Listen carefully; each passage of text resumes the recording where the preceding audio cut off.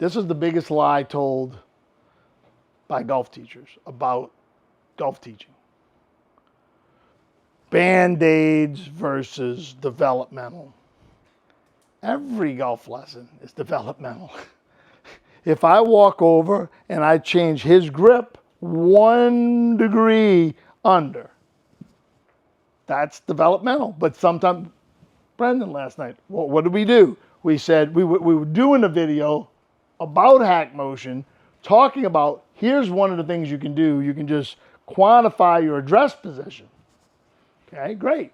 And you can like experiment a little bit and see what happens. So we took his address position, which is fine, and I don't have any personal problem with it. We more mid-body hands and lowered the hands just to see something. The more adders and the stack and tilters and the golf machiners would say, hands more back, baseline shifts left. Went the other way. He faded it more from the forward hands and drew it more from the backward hands. And the paths went normal, fade, and draw.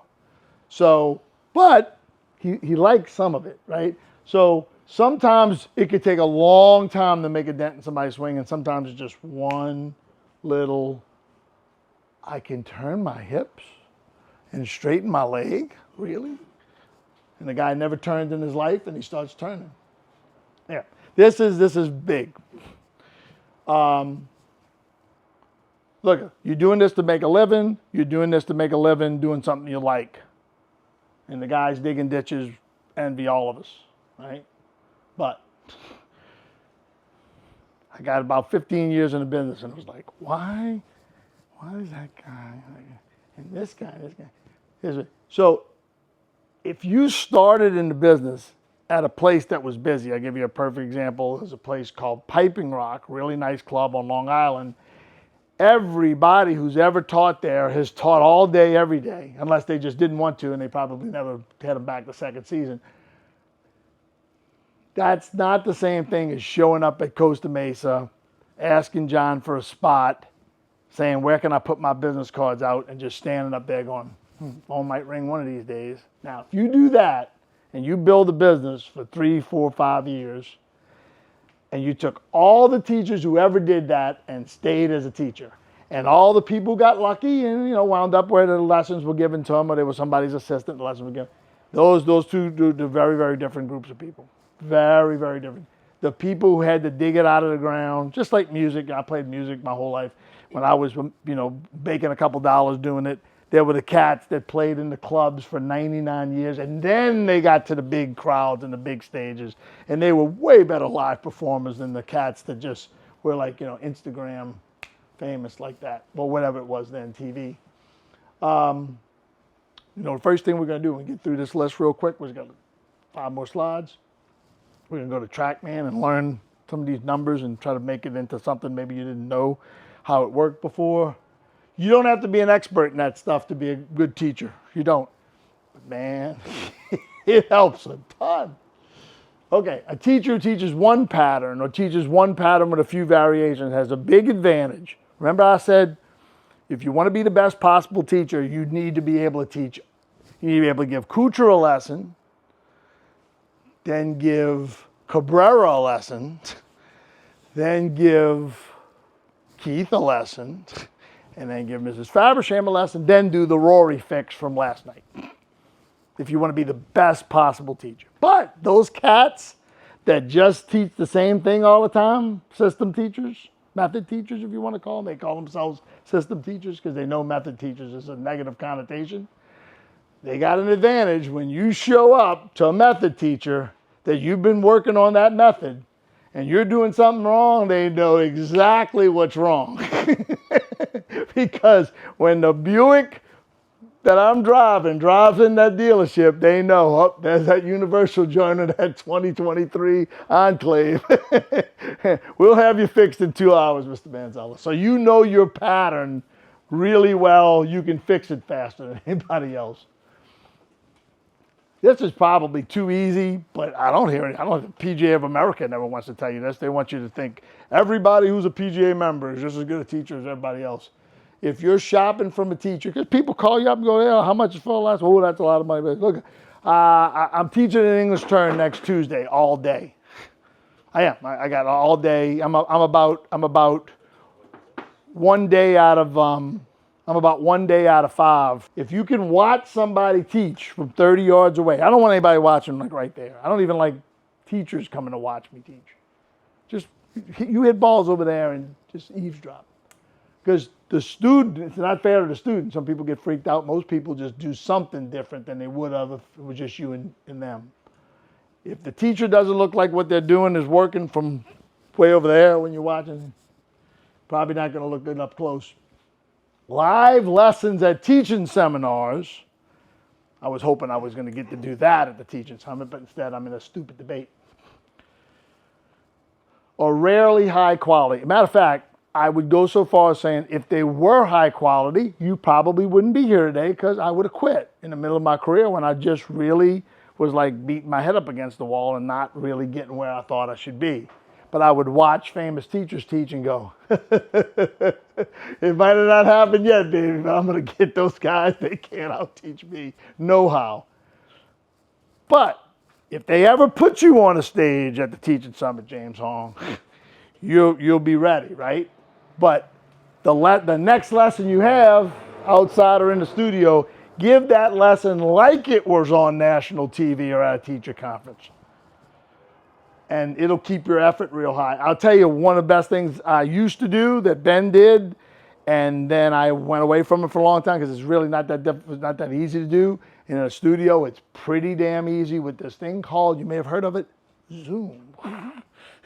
Right now, I could go to Zoom, open Zoom up, make that JC video 2-camera thing, the camera, give this whole damn seminar, all taped.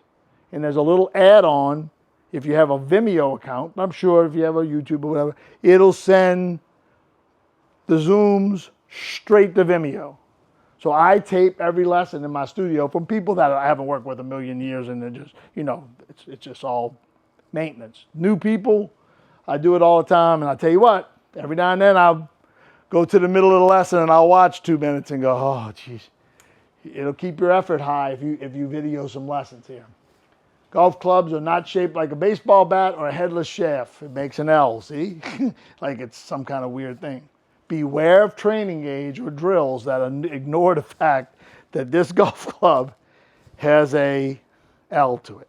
So I'll give you a perfect example. This is straight Jacobs 3D that we're going to get into later. If I put this golf club like this, just hanging like this, and I backhand the shaft like Jimmy Connors hitting a forehand, pow, it does something. Right? It does something. If I hit it in exactly the right place. All right? See, I kicked open a little bit, right? If I close it a little, and I do this, it opened less.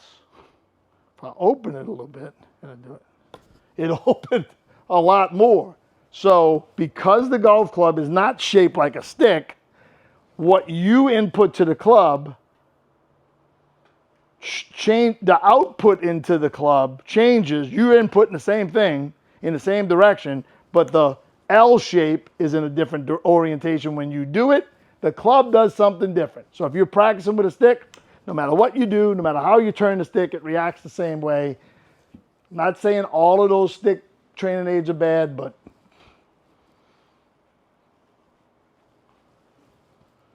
this is certainly the case. You can make $1 million a year not focusing on mechanics and get the whole world to think you're a good instructor. Like Rick Sessinghouse, right? You could just guide the student through a self-journey of semi-organic learning how to swing a play, like Mike Hebron. Oh, you think my grip's good? Huh. Maybe it is. Why don't you do something different? Right? That's what he does in a lesson. I think that it could work if you had a century. At some point, you're going to have to teach some mechanics, though, or somebody else will. Some point. Okay, so we're through those 28. Got a couple of these. This is just didn't make the list, but important. trying to create compression by leaning the shaft way too forward and hitting down on a ton has ruined more golfers than any other idea in the last 20 years. I'd say 25 years because I wrote that 5 years ago. And creeping up the list is laying the club down. Well, wait, laying the club down in 2D. Getting there. If you're a young teacher, a couple of young teachers in there, you're going, I like this golf teacher. I gotta find a niche, right? If I was 30, there would be, and I'm a good full swing teacher, y'all wouldn't be here. I would spend 1 year researching pitching the ball, not chipping it, not hitting bunker shots. I could teach that as good as anybody else in the world right now anyway. Pitching it. I don't think anybody knows what the flying they're talking about. I'm not saying if you do what they say that you couldn't be a good pitcher. That's not the point. Or that they can't do it. That's not the point.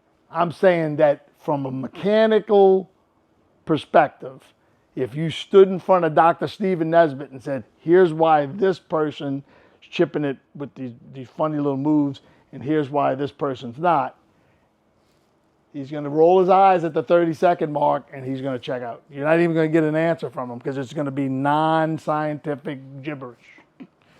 So why do people, including tour players, not this guy, wedge wizard, have the chipping yips when I'm telling you when I started doing this, I was 10 years into this damn business. I never heard the term chipping yips, pitching yips. Did not exist. Yips? 4-foot putts? Oh, absolutely. Because back in the day, everybody who played with my dad, guys from 4 handicap to 24, this club he belonged to, basically took a pitching wedge or sand wedge that looked like a pitching wedge, 11 iron, and stood pretty square and just kind of went, and they all pitched the ball on the green. The 20-foot, nobody double hit it or was so scared to do it they putted from 20 yards off the green. No, but when this came to be, ask Tiger.